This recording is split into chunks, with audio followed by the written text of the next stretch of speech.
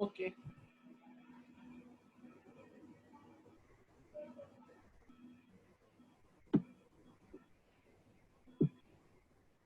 Good evening, everyone. I'm Dr. Ravina Saroy, pursuing MD Psychiatry from GMCH 32. Today, here I'm discussing for the topic depression and how to overcome it. Let's talk about it.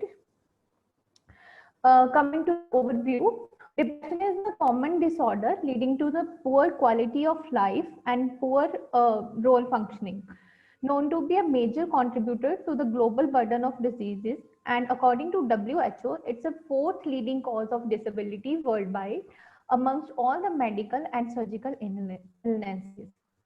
Coming to the burden, most commonly women are affected by the depression than the men.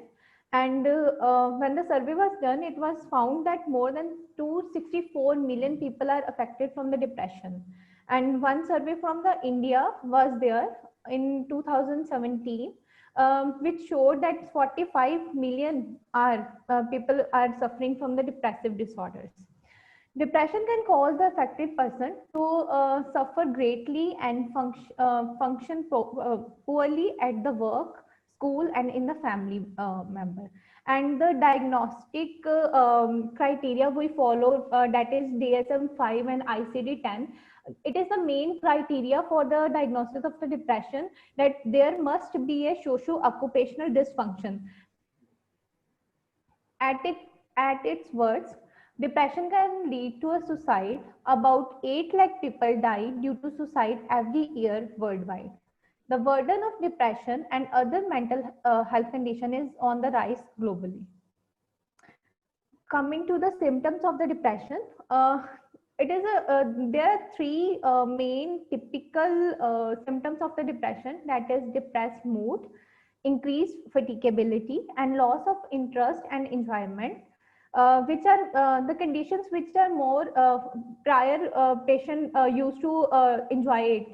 That he lost the pleasure in his hobbies or the interest.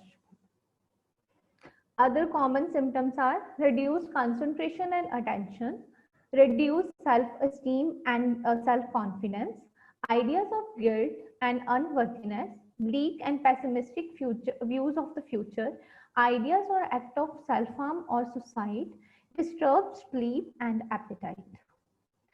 In mainly three typical symptoms are found that I already told you, that is depressed mood, loss of interest and increased fatigability in all the persons with depression. But in some cases, mood changes may be masked by added features such like irritability or increased consumption of alcohol.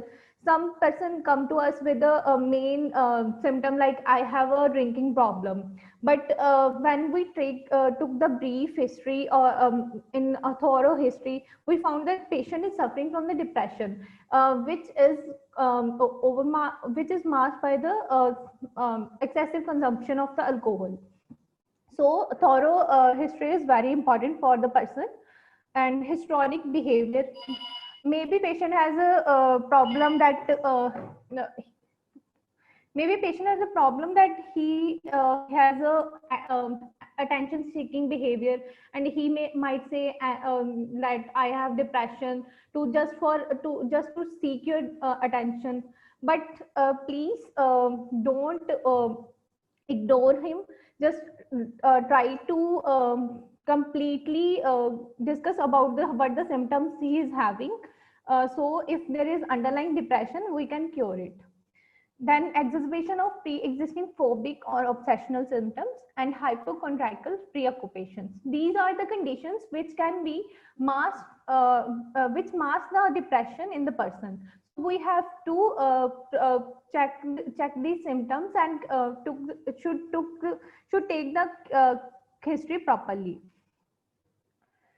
Coming to the duration for the diagnosis of the depression, at least 2 weeks is required for the diagnosis according to ICD-10, but a shorter period may be reasonable if symptoms are unusually severe and of rapid onset. What are the types of the depression? There are two types of depression.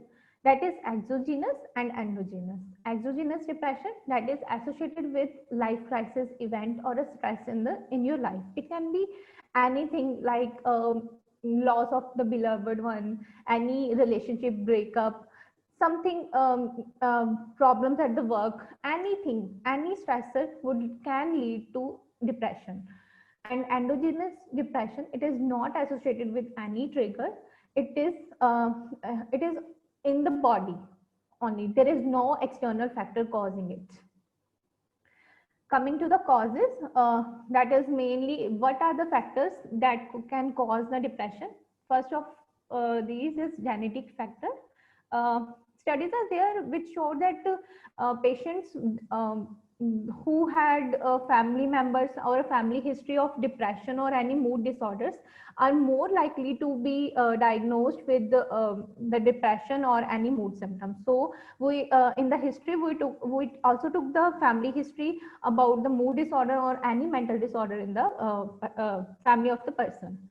Then monoamine neurotransmitters, uh, neuroendocrinological factor, abnormal functioning of the brain, and psychoimmunology and other factors. Coming to the neurotransmitters, there are three main transmitters that are involved in the depression, that is serotonin, noradrenaline, and dopamine. All are decreased in the depression. We use the drugs that increase these levels. So in the depression. Coming to the hypothalamic pituitary adrenal axis, normally in the studies we have seen that depressive patients have high levels of cortisol in urine, CSF, and serum levels. Also, there is hyperactivation of HPA system. Mainly, what happens that when there is a chronic stress or any stress in our life, there is an excessive activation of the hypothalamus, pituitary, and adrenal axis, which leads to excessive glucocorticoid release and which eventually cause hippocampal and amygdala atrophy. These are the structures that mainly involved in the depression. These are the structures which mainly responsible for your affect, for your mood. So in the depression, the atrophy of these structures are found. Coming to the thyroid, how thyroid gland or thyroid hormones levels are related to the depression. About 5 to 10% of the people evaluated for depression has previously undetected, currently poor control hypothyroidism. So whenever patient comes to us for the diagnosis of the depression, we always ask his or her thyroid status. So if any there is underlying hypothyroidism, so we can structural and functional brain imaging. One main abnormality that is seen in the depression, that is hyperintensities in the subcortical regions. Mainly when we do MRI or CT scan, etc., we found the hyperintensities in these structures, that is periventricular region, basal ganglia, and the thalamus. So we should normally in psychiatry we don't use the structural function or the functional brain imaging. We don't need, but whenever there is a doubt, then we have to confirm it. So we do this, and if there are hyperintensities in these structures, then we can label it as depression. Then coming to the psychoimmunology. Major depression is associated with the acute phase response and also the increased production of pro-inflammatory cytokines, that is interleukin 1 and interleukin 6. Also, there is raised levels of interleukin 2, interferon levels, and tissue necrosis factor alpha. What are the areas affected by the depression? They affect our thoughts, our feeling, our body, our behavior, and situation. These are the main targets of the depression, like thoughts, always negative thoughts about myself, about the world, about the future, always negative. Then feelings, always a bad feeling that I'm not well, I'm not feeling comfortable, I'm not comfortable to get up from the bed. Body always like कि there is no energy in my body. I can't work, or even after a small or a, my or a small task, we patient would feel lethargic and behavior always aloof behavior, not interacting with anyone, and the situation like if patient is having these symptoms like thoughts, feeling, body and behavior, obviously it would affect his situation. Like no, everyone would try that he is not talking, then why should we talk with him? Like it's a viscous cycle that leads to more and more symptoms of the depression and leads to a mild to moderate to major depression. Coming to the viscous cycle of the depression, as I already told you, there is negative thinking that I'm a bad person, and it leads to a change in behavior. Like patient would avoid the people around him, and then in turn, it leads to change in his emotion that he will feel sad. If he is sad, he will again have the negative thinking like I'm a bad person. Then it's a whole viscous cycle that leads that you can't come out without any help. Coming to the treatment of the depression. Depression, as I already talked, that it is a widely recognized as major public health problem around the world. The mainstay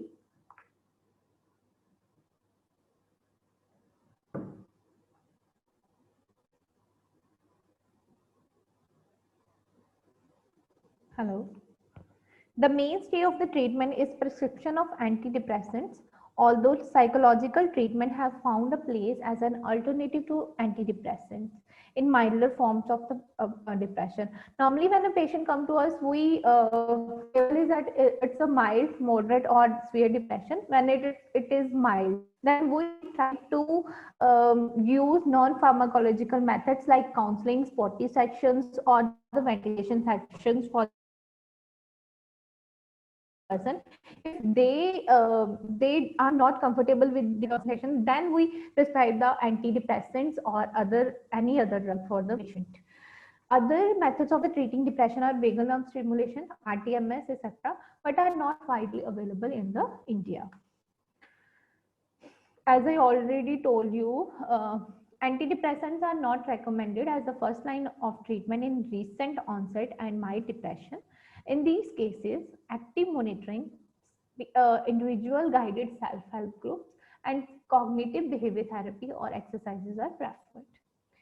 Antidepressants are recommended only for the treatment of moderate to severe depression and for dysthymia. Dysthymia, we already symptoms of not meeting the criteria of the depression, but are one of the typical symptoms of depression is present for more than 2 years. When an antidepressant is prescribed, SSRI, that is serotonin reuptake inhibitor, is recommended mainly as they have less side effects and more effects in the body. What is the duration of the medication in a depression? Normally, if there is a first episode of depression, we continue the treatment for 6 to 8 months according to the Maudsley guidelines, which we normally follow. And the patient with prior 2 episodes and functional impairment should be treated for at least 2 years, and more than 2 years, treatment may be required for the lifelong. The use of ECT, that is electroconvulsive therapy, is supported in severe treatment-resistant depression. What are the antidepressant classes? You already are aware about it, so no. Coming to the new generation antidepressants. These are the new generation antidepressants, out of which ketamine is widely used now in our settings also. Like we give the intravenous injection of the ketamine, and it has rapid onset of the action. Like in about 2 to 5 minutes, it starts to act, and there are positive studies about the ketamine in the depression. As we already know, it is a known general anesthetic and short acting analgesic. Ketamine has a unique property having monoaminergic, glutaminergic, and opioid targets. As already the monoamines are the hormones, that is serotonin, dopamine, and the norepinephrine that are mainly decreased in the depression. So, ketamine has used in a various psychiatric disorder, that is major depressive disorder and treatment resistant depression. So these, the part we have talked about the management of the depression mainly contains the antidepressant or the CBT or the psychotherapy. And at our level, like of us, you are preparing for the NEET PG or are under a huge stress for the examination. So if anybody of you is suffering from any symptoms like low mood, not able to concentrate, so what should we do at our level? What we can do for ourselves? Let's see this. There are many strategies recommended by the therapist who have worked with the clients to relieve depression. Mainly, all of these or the most of these are focused on the incremental steps. So, step by step, we go by this step by step. So, the change that we are dealing with is more manageable and easier to commit to. First is setting up small goals and the rewards. Normally, as we already see, there is lack of motivation in the depression. So we have to work for it. We have to create new incentives so we can achieve our targets.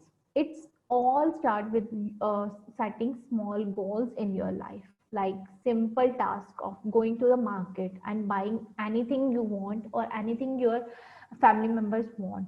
If you succeed in this, then you can reward yourself by cooking meal or by watching your favorite episode on or a TV show. So if you achieve this, then try to go on the next level, that is which you find is more difficult than going to a market. Like example, we can go to a long run. If you succeed in this, then you can reward yourself you whatever you want, like with small healthy tasty snack. And after this, then you can jump to the next step. If you succeed in this, you can eventually increase your level, and your goal can be something that is more challenging, as learning a new skill or traveling somewhere exciting that you haven't made. Next step is never neglect your hobbies, as we are the human beings and having some our own hobbies. So don't ignore this. If you want or don't want, try to indulge in your most pleasurable activities. So you can try you can focus on the hobbies rather than the depression or the negative thoughts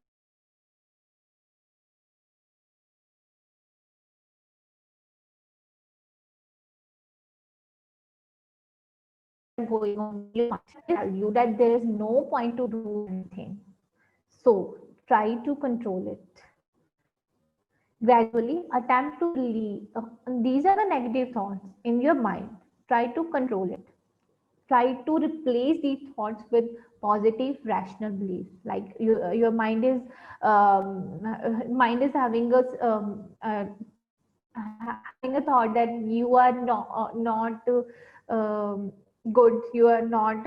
You are a bad person. Try replace it that I'm a good person, I can do anything, then these will let you more confident and will increase your self-esteem, so you can properly work in your daily life. Tell yourself over and over again that there is a point even you don't believe it immediately. Then controlling the external factors, like like our exogenous, that there are external factors that contribute to the clinical depression, that having romantic partners, friends or the family members who abuse you, put you let down, or don't treat you with respect. At the workplace there may be abuse or bullying, or a chronic illness or a health issue you are suffering from, and being a victim of discrimination, sexism. Think about whether one of these factors are present in your life and examine their effect on your ability to feel motivated. Always analyze your relationship, learn when to draw the line, and most importantly, when to say no. Talking to the others, we all have friends, right? Yeah. Good friends always listen. So try to talk with your friends so you can vent out that is going through through in your mind you are going through. Try to talk to others. if if you are not having any friend, you can talk to family members, you can talk to your teachers, if not, you can talk to a trained professional. You will feel better if you are talking to someone who knows how to listen. Please talk to someone. In psychotherapy, or when you go a professional psychologist, the main therapies we used in depression, that is supportive sessions, in which patient just ventilate him out, like saying I'm not I'm having these problems, I'm suffering from these symptoms, anything going on in his life, just we just listen to him. It's just a ventilation session. And also we try to support him, we try to emotionally support him.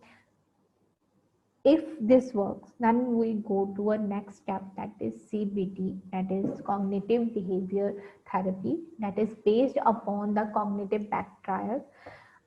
In this, there are three views.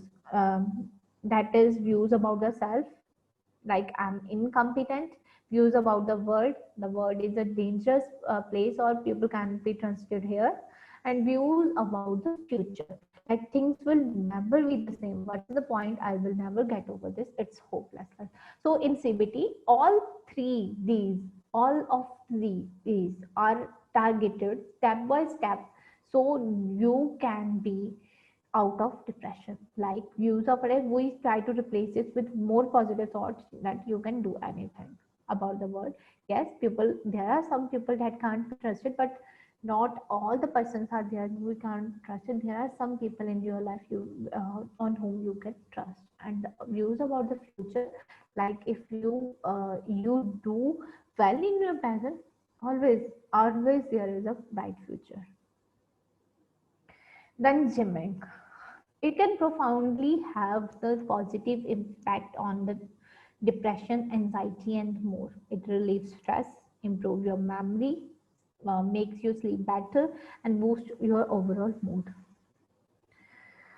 Next is give time to self. Self timing is very important. You are important. Try to tell yourself that get rest, look decent, look beautiful. This can go a long way towards giving you a mental boost. So try to give time to yourself. Always think positive. As I already told you, the psychologists are also based on these effects that change your thoughts or replace your negative thoughts with the positive thoughts. Always think positive. Next is socialization. Making a standing appointment to have a friend or family members picks you up to go out.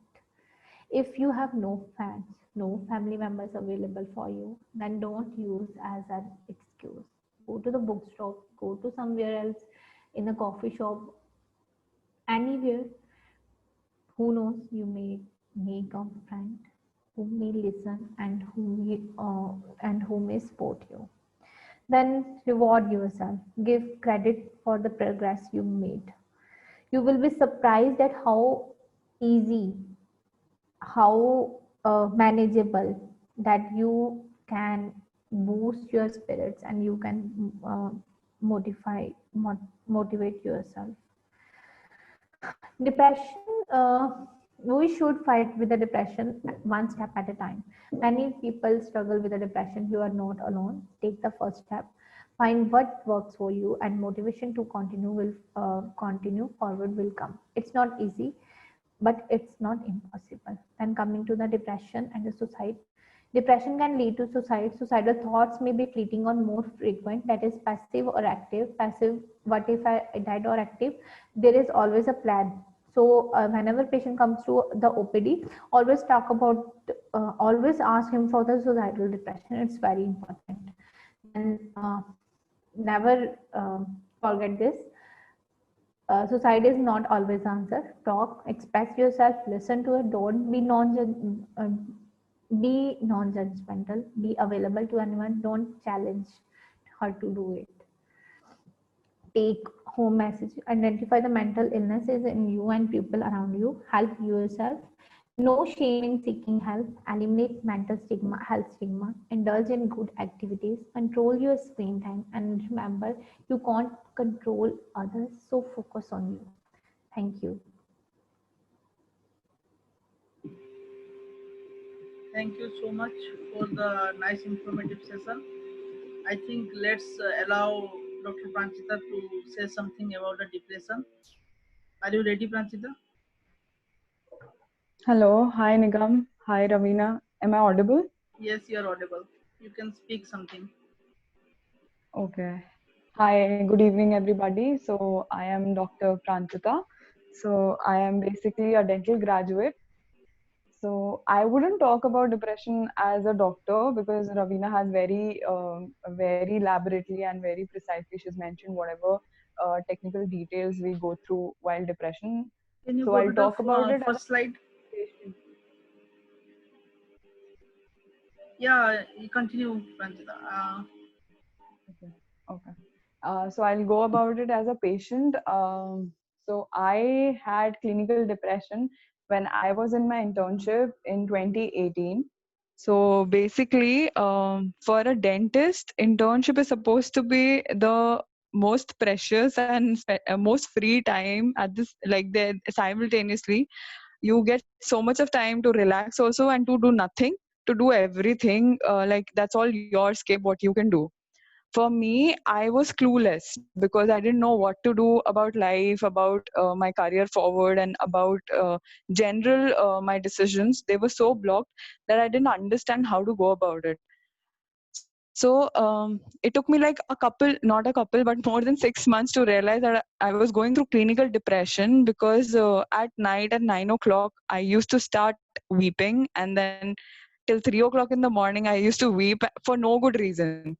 Like I was decently well in my class. I was like among the distinction holders. I was well known in the college, and I had nothing to to be lacking or to be deficient about. I literally had everything I wanted, but what got me inside me was the fear of not moving forward like everybody else was. So the fear somehow it enforced me to go into this dark deep space where I did not recognize my own self. I had anxieties, I had fears, I had questions about my existence. I was very much keen in not understanding the others feelings. I could see through people, I could read them, I could see how fake the materialistic the world was, and I could make out of things.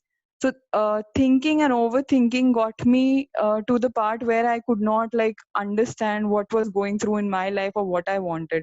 It was so confusing that I used to rely on my friend's decision to go somewhere instead of my own decision being there or not. So somehow I tried. I went for like okay, as Ravina mentioned that there were depressions.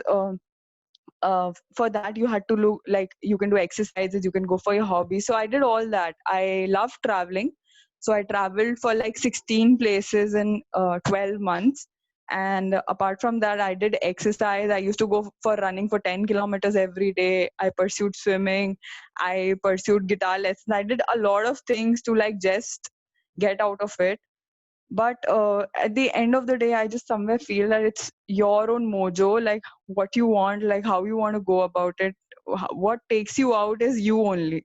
It doesn't have to depend on the medicine or the clinical practitioner. Obviously that helps, that's like no doubt about it, it obviously helps.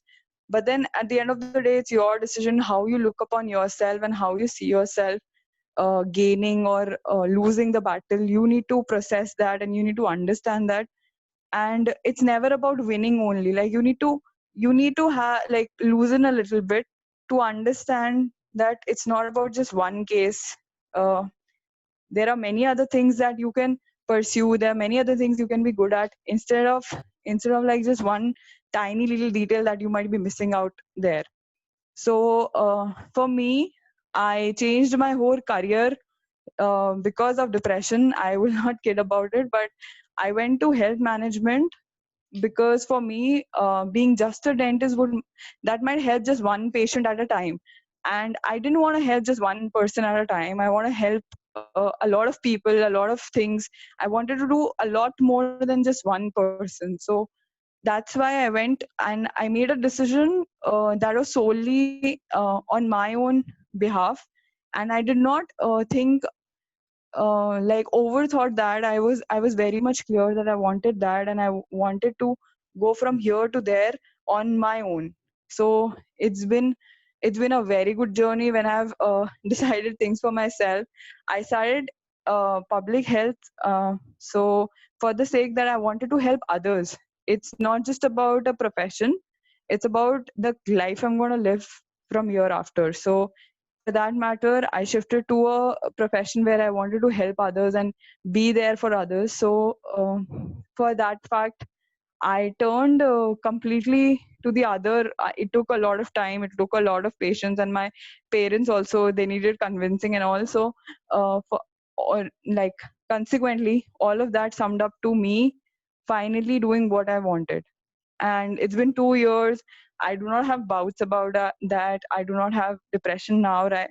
But then I somehow managed to understand that sometimes doing things that you don't like or you think are not your cup of tea might really help instead of just doing things that you like. So breaking that bubble of yours and going out of the box, going to the things that you really like, I think that would somehow suffice for what you have. And cherishing whatever you have, that would really help. And help you gain in whatever and whenever you really want to excel in your life. So it really does not matter like who doesn't have a job or who does not who can't really fit in the society. Everybody who fits really well, who does job really well, who's like excelling in life, can also have depression. It's just you have to be really aware about it, and you should read about it, and you should help others. If you know somebody who can really need like that message or that call, you should always be there. I think that all sums up to what I do right now. So yeah, Nigam. Yes, as I know you personally, what all you have told is very true, and it's really a motivation for others. And depression is very easy to overcome if you share things and do your get much more involved in your personal life. That's it. True that, very true. Yes, yes. I think the session was very fruitful, and we should end our session here. Thank you all for your patience, listening, and telling about depression. Thank you. Thank you, Rangam.